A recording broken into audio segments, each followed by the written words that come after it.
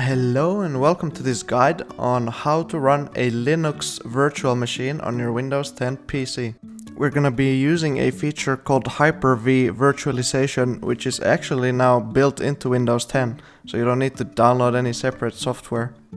Alrighty, so the first thing we're gonna do is check if our machine is actually running HyperV as we speak. To do that, you open up command prompt by typing in cmd to the search bar in your start menu, and then type in system info. Now it's going to take a while to load up all your information, but at the very bottom it should say HyperV requirements, and every single line should have a yes next to it. Even if they don't have a yes next to them, you can still try and follow the guide, but you most likely will have to update your operating system before that. So the next step is to enable the HyperV functionality.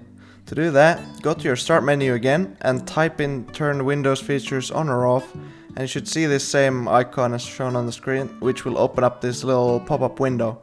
Now this will show you all kinds of different folders, but they're actually features on your machine. Look for the folder called HyperV and just tick it, and make sure every subfolder is also ticked. Then just click OK. Now it will start downloading the required files, and then it will install them automatically. Once the installation has successfully completed, you gotta actually restart your PC for the changes to take effect. So what I recommend you to do is bookmark this video and come back to it once you've restarted your machine. However, there's only a couple simple steps left to this guide, so you'll probably remember them if you just keep watching now and restart your PC after you're done. Now once you're done restarting your machine, go to the start menu once again and look for HyperV Quick Create.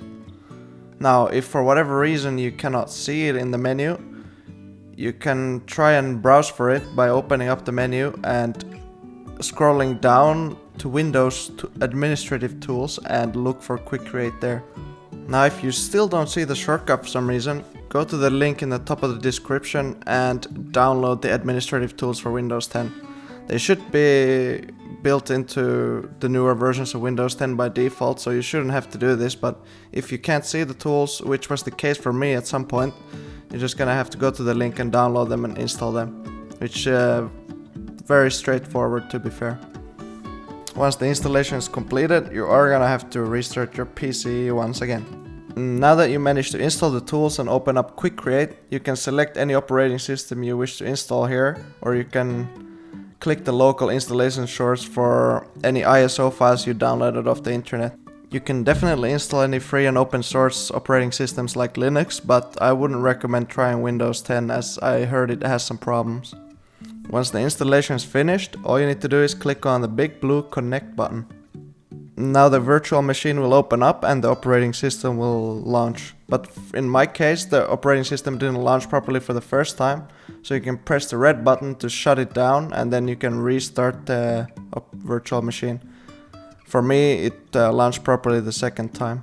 For example, in the Ubuntu Linux case, you just press enter on the top option and it will start up the system properly.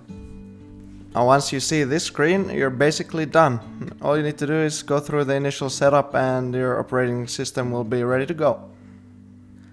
And for the final step, I'm going to show you how to launch your virtual machine again faster. And to do that, you go to your start menu and look for the HyperV Manager instead of Quick Create.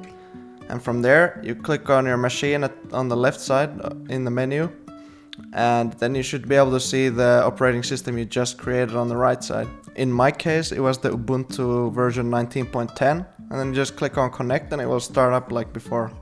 Real quick and simple. Now you're basically done with all the steps and you can go have fun with your new Linux. I really hope this video helped. Leave a comment saying what I could improve upon and what you would like to see videos on in the future. Thanks for watching.